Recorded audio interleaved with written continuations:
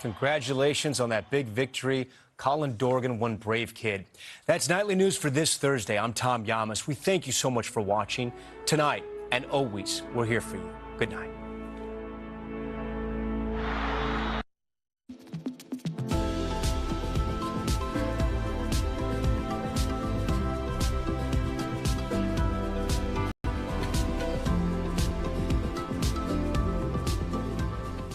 KUAM News headlines are presented by Calvo's Insurance, protecting Micronesia for 85 years. Matson and the Adai Itano program. Apply at matson.com and McDonald's of Guam. I'm loving it.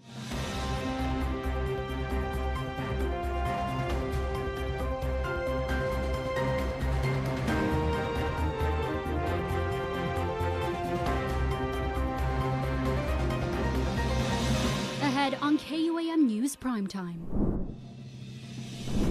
Voters could be deciding the future of senator pay and benefits come this general election. I'm Mitsuki Hirayama with why the initiative has to first clear a complex and costly process to get it on the ballot.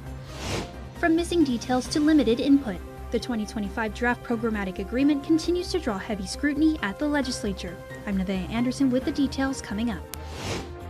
Tonight in Her Story, we spotlight the women behind the mission, leaders of Guam's nonprofits, driving change, lifting families, and shaping the next generation. Hafaday Guam, this is KUAM News Primetime. I'm Jason Salas. And in tonight's top story, a citizen-led initiative that wants to cut senatorial pay to $12,000 per year with no benefits could cost taxpayers $80,000 to get on the ballot. As Mitsuki Hirayama reports, the GEC says it's a complicated process with strict rules, but it could very well make it in time for the general election. Longtime University of Guam professor and elected education board member Dr. Ron McNinch wants senators to get a wake-up call. The senators are not doing their jobs. They're not doing the kinds of things they're supposed to do. If they're going to be a full-time legislature, they need to be taking on the big issues. It's why McNinch is taking steps to have an initiative called the Please Don't Quit Your Day Jobs Act of 2026 on the general election ballot.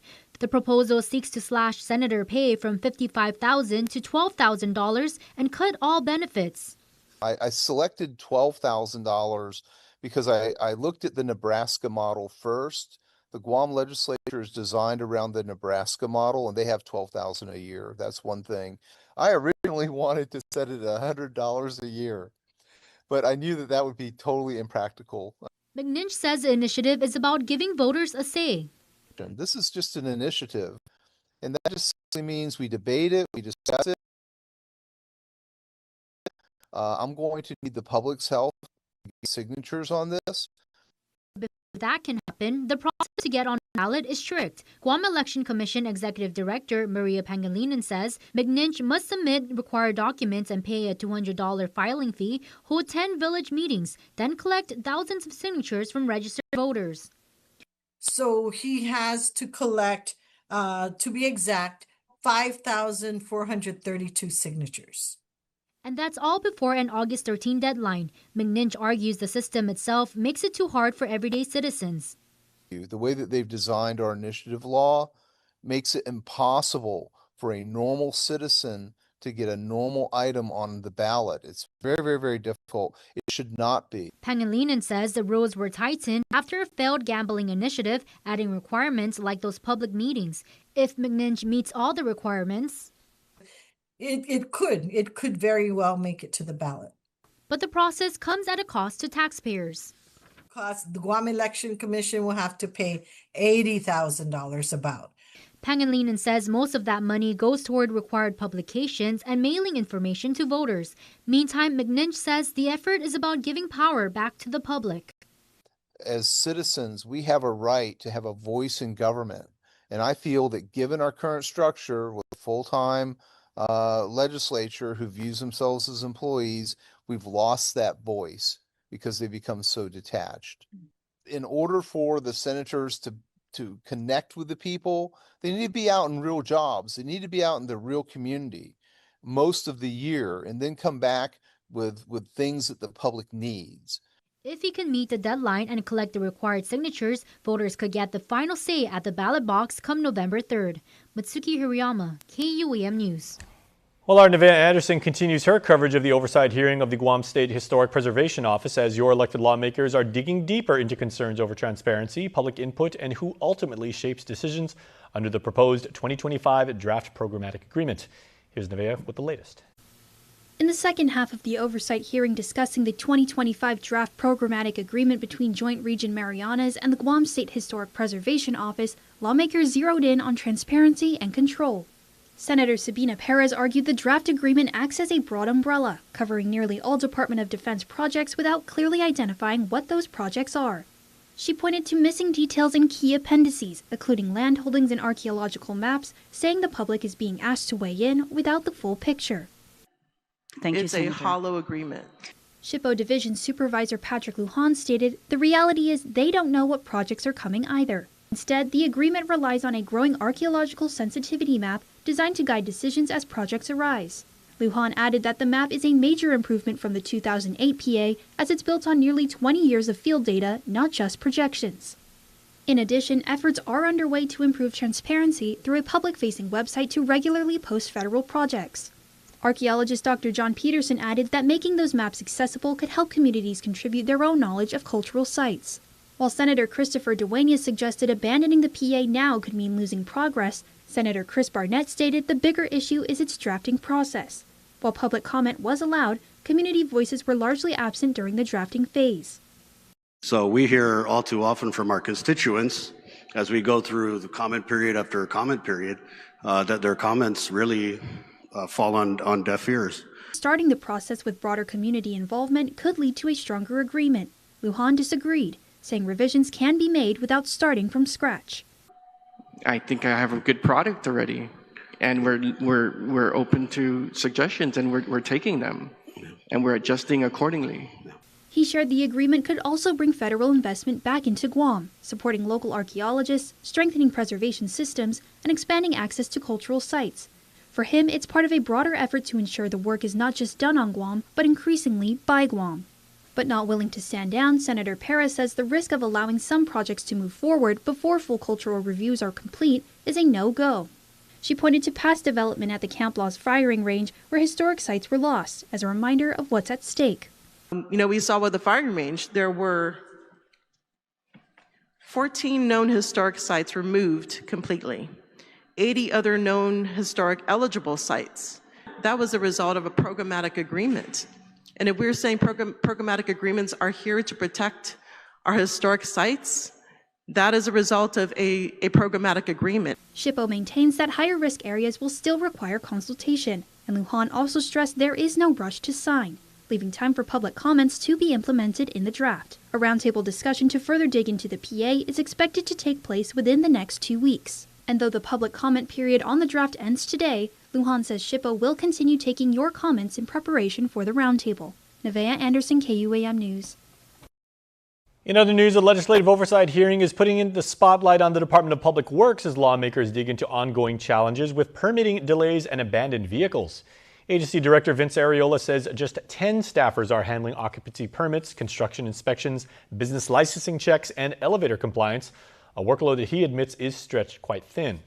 Despite this, Areola says some permits for single-family homes can still be processed in as little to 5 to 7 working days, but he does point to bottlenecks outside DPW's control, including backlogs at the Guam EPA, Department of Agriculture, and the State Historic Preservation Office, along with incomplete applications and design changes from applicants.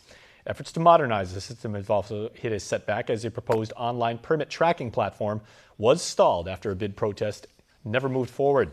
Public Works is now exploring a rebid or possibly building the system internally to avoid any further procurement delays. We'll stay on top of this for you as it continues to unfold.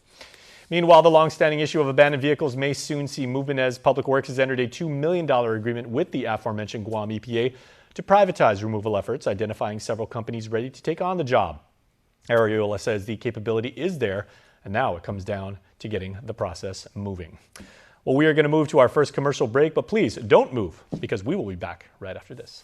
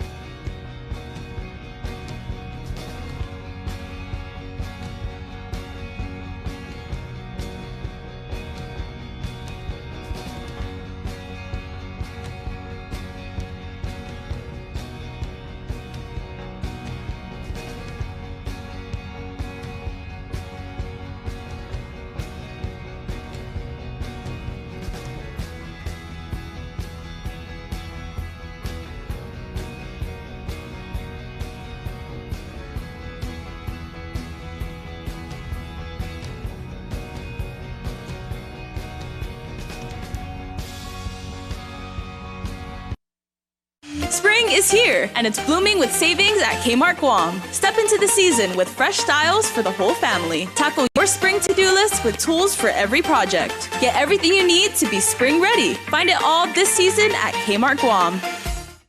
Now it pays to spread the Better Together experience. With our brand new referral program, you can earn up to $150 in account credits for every referral you bring in. That's right, family, neighbors, friends, even your coworkers. Just pass them your account name and account number. When they sign up for Docomo Pacific service and drop your info, cha-ching!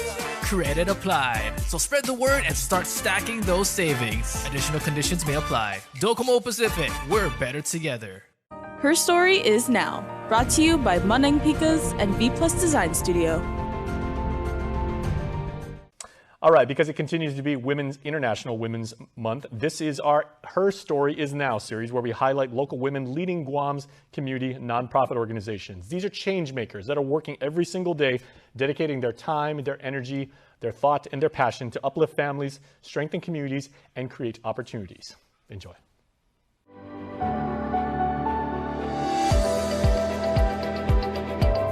Good evening, I'm Lena McDonald. The oldest organization which I belong to is the Guam Women's Club. I'm also a member of the International Women's Club and the Surrealist International of Guam, and also Regala Foundation. And also the Guam Memorial Hospital Volunteers. I am presently the manager of the Guam Memorial Hospital gift shop. Over 25 years, I think already 26 years since I've been a member. I've been hold this position as gift shop manager. My name is Marie Calvo Benito, and I'm a retired educator. I am current president of the Payless Markets Community Foundation, and I am a facilitator, community educator with the Circle of Care, Cancer Support, and Psycho-Oncology Services. I've been with the organization for 20 years. Hafiday, my name is Asia Ramos. I'm the Chief Operating Officer for West Care Pacific Islands. And I am going to break the stigma in women sharing their age. And I am 46, going on 47 years old. Very happy to have that amount of time with life. And I have been with the organization for 10 years in June. Hafiday Tiro Guahusti Manyaka Dioro. I'm a daughter of the Marianas and a Chamorro woman, and I am the co-executive director at Micronesia Climate Change Alliance, and I've been with the organization in different roles since 2019-2020. Buenas and Hafiday Inanhusi Maria Hernandez, Familian Flores Apu.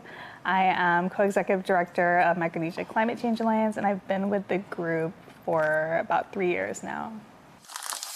Let's talk inspiration. To a friend, they encouraged me to come and support this. First, one of my good friends took me to Guam Women's Club, and for me to join the Guam Women's Club. I joined because I enjoyed meeting new friends.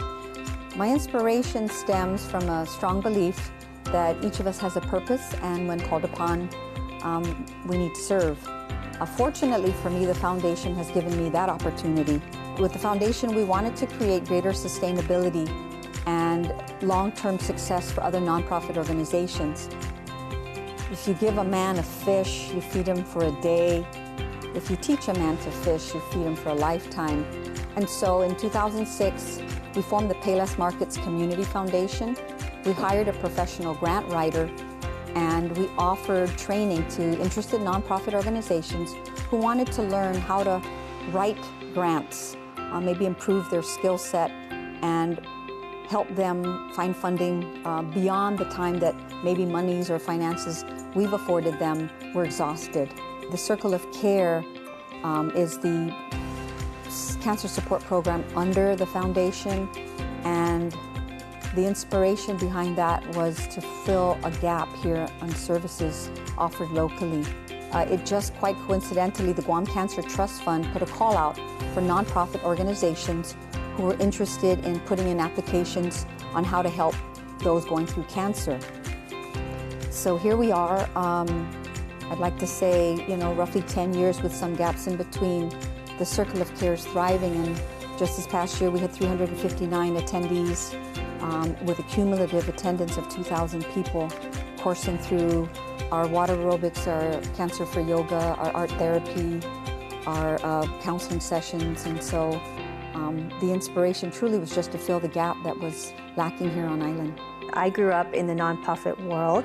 At 17 years old, I left Guam to go to college in Seattle, stayed for 18 years, got a master's degree, had my kids in the city, and worked for the largest behavioral health care organization that is a nonprofit. So I really enjoyed the work. I love the culture of nonprofits. It's dynamic, it is solution focused, and we just move things. And so when I moved back to Guam, it was important to me to find a nonprofit that I could contribute to, and I was looking for jobs at the time, and WestCare caught my eye.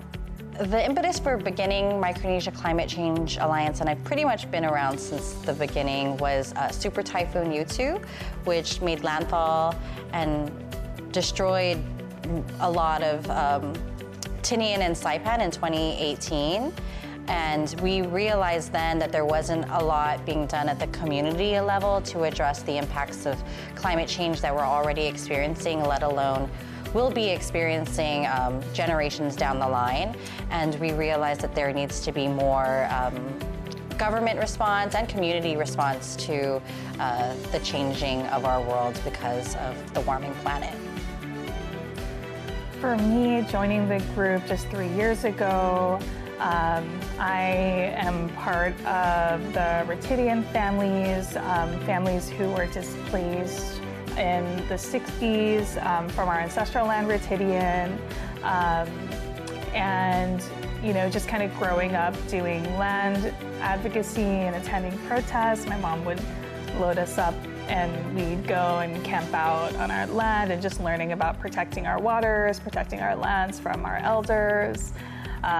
Kind of led me full circle into this role today, just having a tight-knit community, having friends in the community, just loving MCCA's mission and the work that they were doing, decided to be part of it. The Guam Women's Club I stayed on because I believe in their mission. They offer scholarship for our local graduates to go to the University of Guam. So I believe in that cause. I feel that we should help our local girls that are not just girls, even our boys too that graduate from high school. To improve the lives of those living here on Guam in the areas of health, education, social services, and the environment. And similarly, the Circle of Care hopes to improve the quality of life for those living with cancer. It can be summed up through our motto, which is uplifting the human spirit. And that really resonated with me because it's very aspirational. Everything that we do at WestCare really is approached in that vein. The work that we do with the people that we serve, we treat them in every interaction with dignity and respect. We make sure that the interactions that we have truly help them in their lives, truly come from a place of genuine, authentic care, and that the actions that we take, be it advocating on behalf of our clients, connecting with community partners, everything we do is to uplift what's happening in our community, to uplift every person that we serve, and to make sure that we bring a sense of hope in everything we do.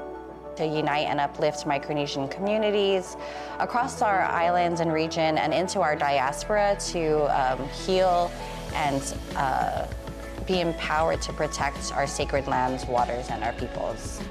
Yes, and we try to do this work in a way that is very community-centered, that is very healing. We center joy, we center artivism, and we just try to empower our people to know that there are solutions to a lot of the issues that we're facing.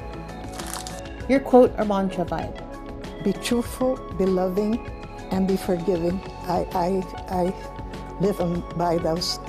The Bible verse, to whom much is given, much will be required, is the Bible verse I think that probably strikes a chord most because it's a reminder to me of my blessings, to use them as opportunities to contribute to the common good.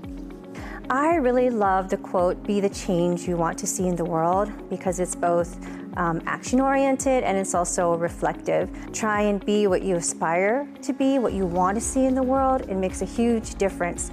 Remember our ancestors and act for our descendants. I come from a long line of really strong women. Both my grandmothers were healers, and they were also really active in their community, really served to be of service to God and to community, and really carrying on that legacy to ensure the protection of our environment, to ensure that our children are not just going to survive here, but thrive here is something that I truly hope to do with my time here on Earth. The Chamorro value of a kuti, I knew about ajuda, which is to help, and a kuti is like to catch one another, and I think that that's something that is important, especially for people who are working in community spaces. Build that foundation, that strong foundation in the community of solidarity, because that's really the only way that we're going to be able to make change. Really appreciate Sina Anne-Marie Arceo, Tao Tao Harao for teaching that value. Who's your inspiration? What inspires me? Some of my true friends, the volunteers, for their commitment, and my whole family. They're very supportive of me. They inspire me to do, encourage me to, and when I'm down or what, they inspire me, you're doing good. And so I looked up to them too. I've got lots of people who have influenced me, and I look up to so many men and women. Two women are my grandmother Veronica and my mom Rosie. They're homemakers who, they did little things with great love, and they had a fierce devotion to their faith and to their family.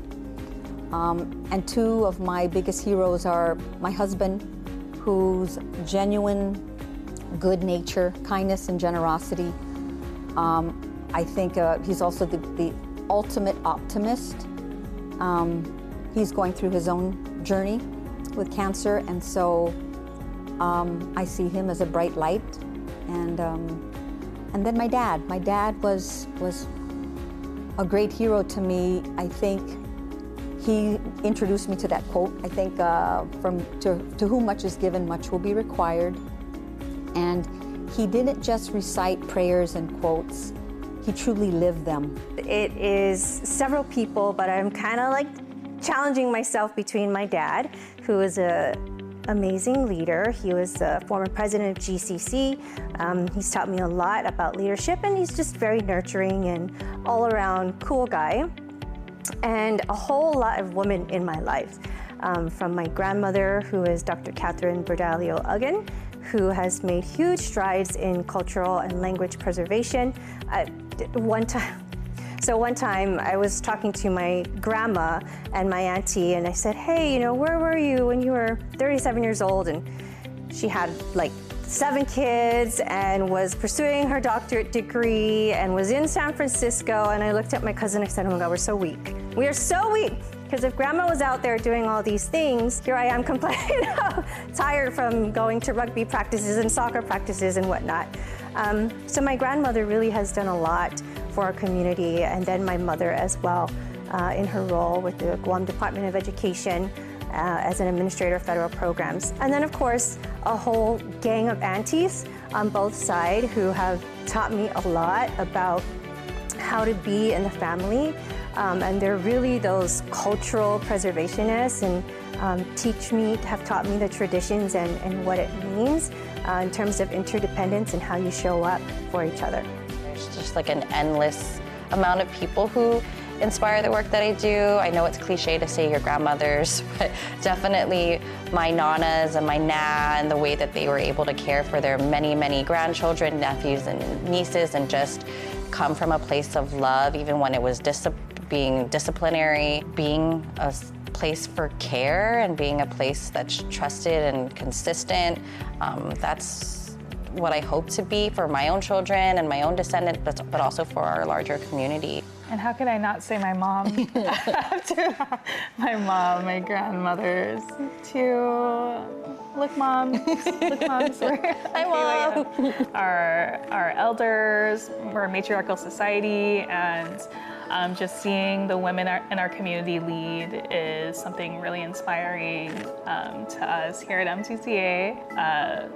Those who are passing on our language down to the youth. Every day we're blessed. Both of our netties attend Magalahan Harao Chamorro Academy Charter School, and just being able to walk into the school to hear the nennies all speaking Chamorro. I never thought my nennies would speak Chamorro, so just to hear them in the back of the car speaking Chamorro, to hear them speaking to each other, and to hear my daughter. So definitely the language keepers and those who are passing the language down.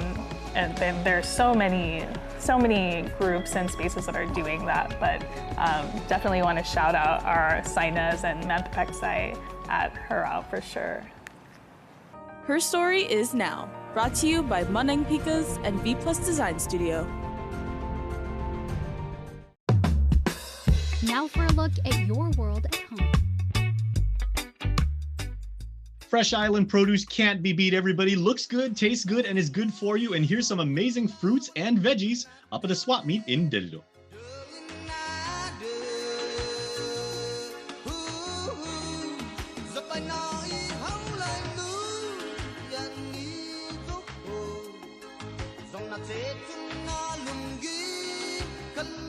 Don't need a work break, keep the smile on your face.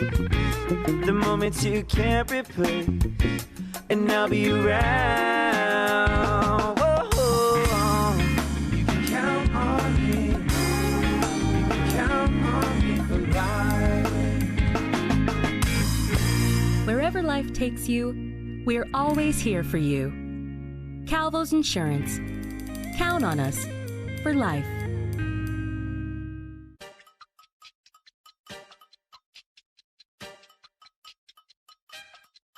Kicks out. Simon, big three. Oh,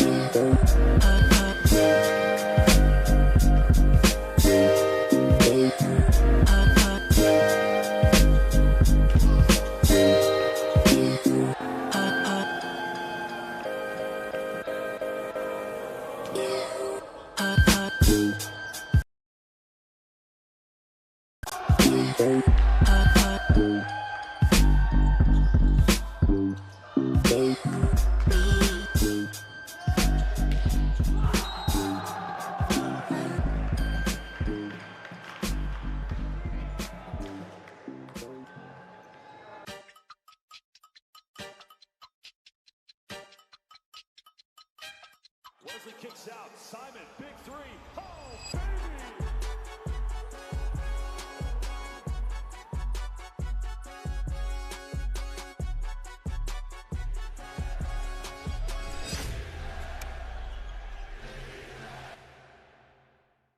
Freedom, that's a cheap thing. Freedom to ignore this, that's a cheap thing. Sacrificing facial hair to nature and involuntary blood donations, cheap things. No one signs up for an 800-pound bear chase. But if it happens, cheap thing. VIP parking, exfoliating, treating gravity like a suggestion, saying it'll dry. Free-range parenting, forgetting if that's a moose or an elk, all cheap things. Remembering without saying it. Couldn't be more of a cheap thing.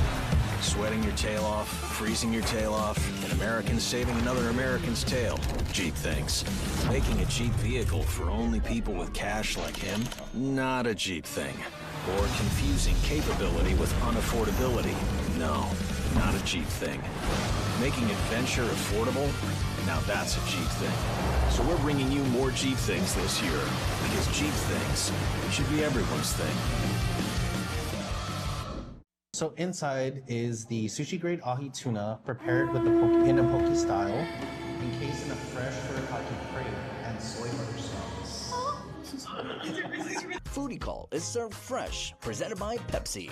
Lunch, better with Pepsi.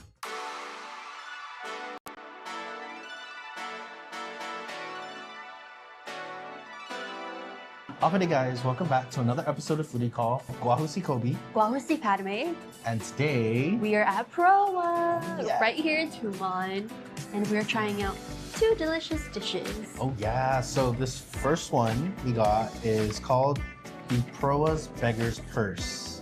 So inside is the sushi-grade ahi tuna prepared with the in a poke style, encased in a fresh furikake crate and soy butter sauce. And then, over here on our right, we have the Proa Hibachi Combo Platter, which is barbecue spare ribs and barbecue chicken with red rice, a simple salad, and of course, their classic lemon finadeni. Yeah, and actually the chefs told us that their meats are marinated in their Mariana's glaze and their lemon finadeni, so I'm excited to I'm try. excited. What do you want to try first? I'm very interested in Me this. too. I've never tried this before, but it looks really good. It's like tied together. Whoa! Now we know. I see it. Now we know. So you're what's supposed to eat inside. it together. Guys, this is Chef Kobe in the works right now. Okay. Ooh. Sorry, tried it I jumped the already? gun. I tried a little bit of the Oh my sauce. gosh. Cheers. Cheers.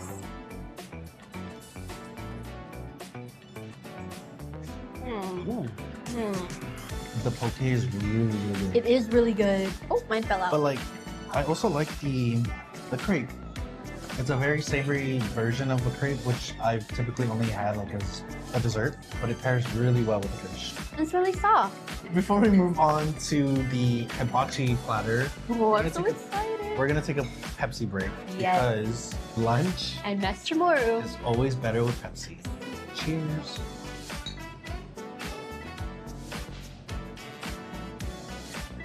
Next, we're gonna try the Proa Hibachi Combo Platter. Oh, yeah. Guys, the red rice, salad, ribs, and chicken.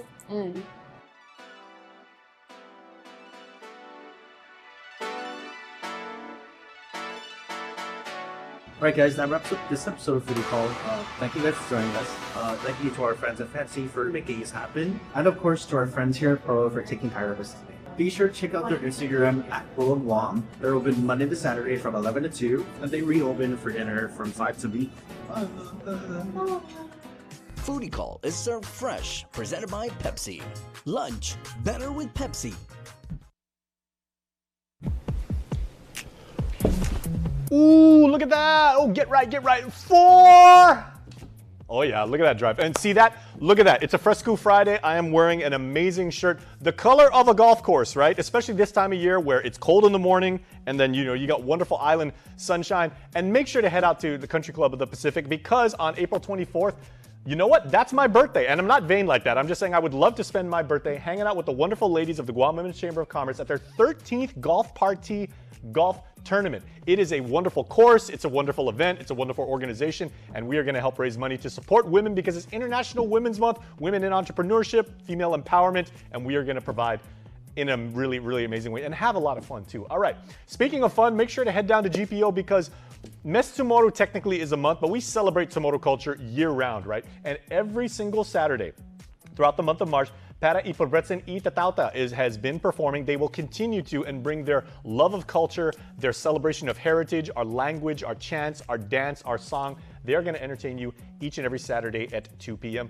Please bring the entire family down there. Social media friendly too. We want to share with the entire world how we do Mes Tomorrow here on the island. And then, you know, it is Lenten season, Easter right around the corner. And hey, FYI everybody, some schools are already out for Easter break, so please be careful out there. And please make sure to register for the Easter egg hunt, which is going to be at Lensu Park up in Dedido. Shout out, all right, to Mayor Peter John Benavente and his staff for putting this amazing event on. You got that wonderful loop over there in Santa Barbara. That's a lot of places where you can hide eggs safely and have a lot of fun. It's good for kids. It's good for caretakers. You are going to have a blast, so make sure to go check it out. Dedido, getting it done. And you know, if you work for one of the mayor's offices and you guys have Easter egg hunts, send them over our way. We'll get them on News Bites and everything, all right? And for the time being, here are your birthday shout-outs.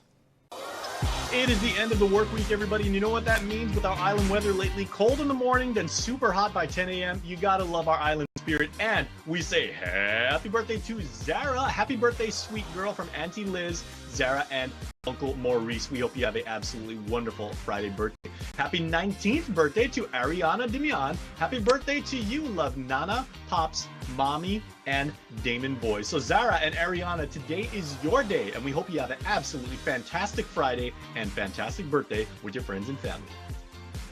I don't know what I've been told. I don't know what I've been told. Someone here is getting old. Someone here is getting old. Your Cold Stone Creamery birthday cake winner for this week goes to... We have an ice cream cake to give away, everybody, and this week's prize and extended birthday present is going to Zoe Kaufman, who celebrated her birthday this week, and Zoe and her family are going to get a message from us to let them know when they can swing by Cold Stone Creamery and redeem their extended birthday present. They are delicious, they are wonderful, and they're meant to be shared. So Zoe, happy extended birthday once again from KUAM and Cold Stone Creamery. Want to wish your special someone a happy birthday? Just click the QR code here on your screen or email birthdayclub@kuam.com. And the weekend starts in in about 5.5 hours. So you know what, everybody, have a wonderful weekend. Please be safe out there. Matsuki Hirayama's got you covered for Weekend Edition. I'll see you on Monday. Bye-bye.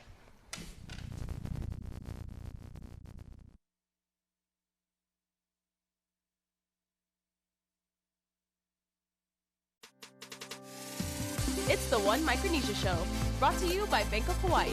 Reach your possible. Ali, Mogisin, Hafade Zantiro, Rananim, Kasalelie, Lengwo, and Yakwe. Welcome back to another episode of the One Micronesia Show. This show being brought to you by our friends at Bank of Hawaii. We kick off the show with a Chukese leadership meeting, a meeting where Chukese leaders came together to discuss issues affecting the Chukese community and how to move forward.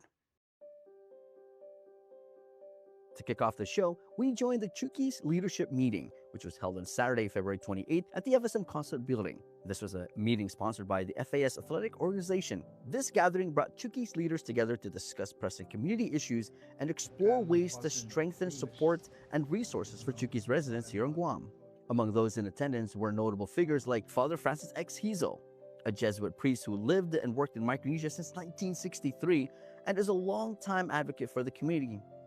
John Howard, founder of the FAS Athletic Organization, Hendrik Evelett, president of the Chukese Association of Guam, Professor Choram from the Pacific Island University, Tina Takashi from the KOFA Empowerment Navigation Organization, Tanel Mori, a daughter of Chuk, and also representative from the Guam Congressman's Office, and students from the University of Guam's Social Work Program. John Howard shared his reflections on the meeting, highlighting the diversity of voices present and the main objectives moving forward. He also encouraged more members of the Chukese community to attend future events and contribute to ongoing discussions. We are grateful that at least we have some people that showed up, especially we have Father Reason from the Catholic groups, and we have Professor Choram from the Protestant Church. We have Hendrik from the Chukese Association, and then we also have Miss Tina Takashi from the co-facino, and we also have Miss Tinel Tamori from the Office of the Congressman Moynihan. So we are very grateful that we engage with them. I think we can move forward with some of the suggestions that we need to create this support system, these support groups from the Catholic and the Protestant churches. I think that's the main goal right now, to come up with this support group from the Catholic and the Protestant, to kind of use them to influence, or support some of the issues we face in our community. I think the main objective is to go out and talk to the members in our community. The co-pastors, here called community leaders. We not may atana go atana for irrevoice and influence and irrevocator and sinner caramas. And is it on to provoiti Achana Monaqua, Rapara Search, Rapatum de Kurno Supa, or you can get me see the research for this already. And I took research out. Professor Choram emphasized the importance of church-based groups in supporting the community, underscoring the value of teamwork and peace as guiding principles. The ideas that we have for community awareness, and also one thing that we touch is faith-based, like the churches, and giving information to churches and religious groups, and also meeting with church leaders. Let them be aware of what's going on, the importance of this association that we just discussed things, and how we can collaborate with other groups for the benefit of our people. Tina Takashi spoke about the mission of her organization, the KOFA Empowerment Navigation Organization, and how they plan to strengthen support programs for the community. KOFA is established as a Comeback Impact Support Center, and that is to address the migration needs of our community here. So we're hoping that we will provide more of a one-stop shop center to make our services available to help our community in various areas, working with the community here with the police to talk about law and order and public safety. And we also want to make sure that we provide a facilitation services for employment and GET training, so that it's a vocational kind of training. Those are kind of the key core functions we want to help our community with. But on the different level, we also aiming to facilitate public policy dialogue and advocacy, because our people need to understand how policy is affecting their lives as well. We are here to support and empower the KOFA community to be more sustainable, more resilient, and to live productive lives here in Guam. Secondly, I echo all your visions, your purpose for our people. I believe John started off the meeting with saying the overall topic of our meeting today, or the goal of our discussion and dialogue, is to see how we can collectively, collaboratively, as Professor Walter would say a lot, ekitsu, bipetsu, agetsu, work together to progress our Chukese community here on Guam forward. The track that we're all on right now, you guys are really pinpointing the core of our Chukese community. We have our faith community, the Catholic as well as our Christian or Protestant community, our sports community, and then the family, because as John said, it all starts at home. Tinel Tamori reflected on the honor of being a part of this leadership table and shared her personal takeaways from the meeting. I was very fortunate and privileged to be able to speak today. These are the types of conversations that are so important. These are the conversations that are not easy to have. As you can see, we do challenge and struggle with having just the attendance come in, but it's always that one person. It always that one organization, that one conversation that kind of just has to keep the work going, and that's how it always starts. And so my key takeaway from this discussion and the dialogue and the time that we had spent was there's a need. There's a great need. There is a call to action to my fellow brothers and sisters from Chuk, my moms, my aunties, my uncles and my dads, everybody, that there is a great need for active participation, not just on your civic duties here on Guam, but with your community as a whole, and we are present. And I believe the conversation today, as Dr. Ncita Walter has shared many times, our former governor of Chuk, is Agetsu, Ekitsu, and Tipetsu. And to sum it all up, it's collaboration. And I believe at one of the executive meetings previously, it was said that we cannot stand if we're not united. And it was our brother from Yap, who works here at our consulate office, who said, we cannot be united if we're not present, if we're not here. And so my key takeaway, along with the fact that there is a vision, there is an active mission for the Chukese community here on Guam, it's to participate and it's to invite and welcome all our brothers and sisters from Chuk that are here on Guam to please participate, please attend a meeting when you can, when you see the text messages or the Facebooks that come up and let you know that there is a meeting. If you can't be in attendance, at least just be engaged and to continue to be plugged in to our community, because as community members, community contributors here from Guam, this is where we show that strength in numbers to our leaders, to show that we are not just a statistic on the board, but we are active members. And so that's where we'll be able to really engage and kind of have that partnership and relationship that we so need.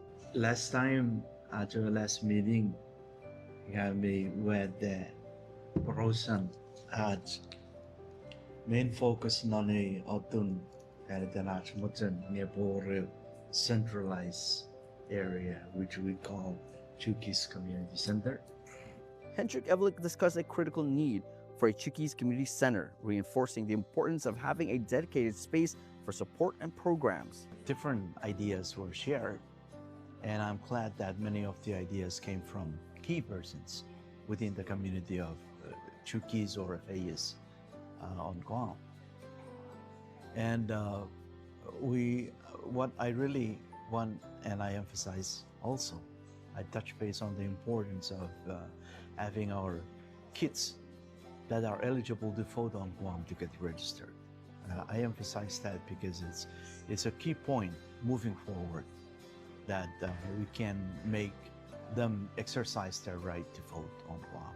And Father Francis Hazel highlighted a religious support system for families and individuals, a network to call before dialing 911, and the value of checking in on the community members across the island. So we need interfaith groups.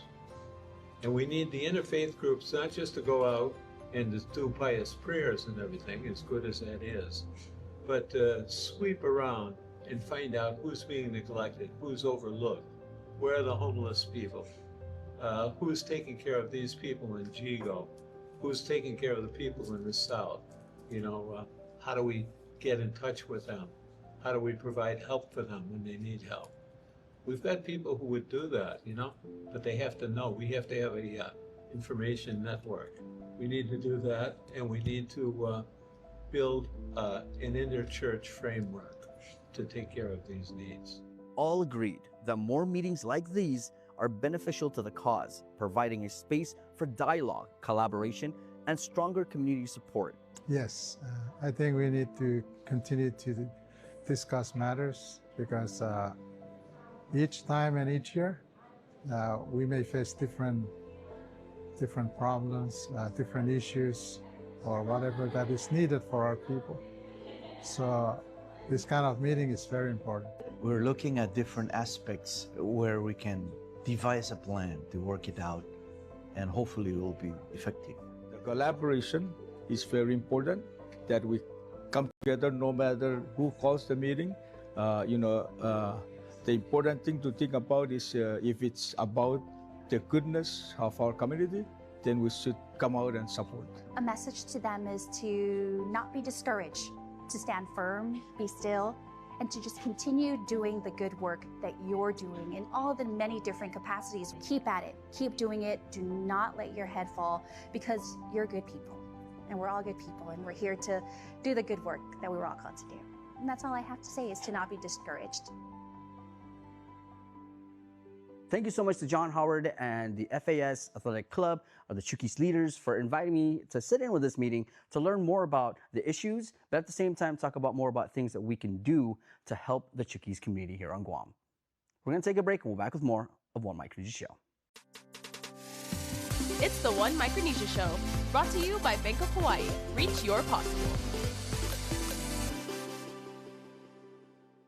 Now, for a limited time, get our largest pizza at our lowest price. Just $9.99 for our classic New York-style pizza. It's 30% larger than our large, and at only $9.99 for carryout. Don't wait. Order now at your Island Pizza Hut. It's the One Micronesia Show, brought to you by Bank of Hawaii. Reach your possible. One Micronesia Show, and we are back. This time, we go all the way to Manila to the big campus at the University of Guam's 58th Charter Day. Check it out.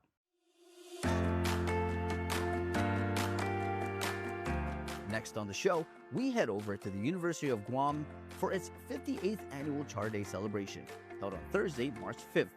This year's event carried the theme UOG Rising, a new era of growth, service, and impact, highlighting the university's expanding role across Guam and the Micronesia region. Charter Day honors the university's founding in 1952 and the signing of its charter in 1968, when the Senatorial College of Guam officially became the University of Guam. Each year, the celebration brings together thousands of students, families, and community members for a day filled with food, games, demonstrations, campus tours, and cultural performances. So University of Guam is like a school of Micronesia because we embrace all of our students, our people from across broader Micronesia, including Guam. So we're just very excited to celebrate our 58th year charter anniversary. So we're just very excited to have everyone, our partners, our sponsors, join us today. And of course, our alumni to help celebrate. Viva UOG! The University of Guam is the only university that's located in the Micronesia region, right? And so our brothers and sisters from the Federated States of Micronesia, that's Chuk, Yap, Koshrai, Pohnpei, and we also have the Republic of Palau students who are visiting the University of Guam. And to be able to be part of these student organizations, irregardless of what our culture is truly, truly so empowering, and it makes the student body feel so supported. So, you know, I want to say Sidzuas Maasi, I want to say Kalangan, Kamagar, Kiriso Tapur, Lenwo, for everything that the cultural student orgs at the University of Guam does for not only our students, but the entire Triton community and beyond. For many students from across Micronesia and the Pacific, the event is also an opportunity to showcase their cultures and connect with peers from other islands. We spoke with members of various island student organizations and the University of Guam Student Body Association about what Charter Day means to them, how it strengthens connections on campus, and the pride they feel in sharing their heritage. To me, Charter Day means culture, community coming together and celebrating the founding of the university as well as its achievements over time. This being the various student organizations you see in here at the Charter Day event. There's so many student organizations here, and over time it built, and this is the results of that. So UOG has given us many opportunities for us to come out and show our culture. For instance, this Charter Day, and it makes us feel part of home and a place where we belong. And also it gives us a chance to show who we really are to the people of Guam, as well as our other people who visit the island of Guam, such as the various tourists. This Charter Day means to me that as a Pohnpeian, we're here to show our culture from our island and to show everyone that we Pohnpeians are, even though we're far away from our island, we can show our culture. To me personally, I would say it's almost as if like an anniversary for the day one of when this all started.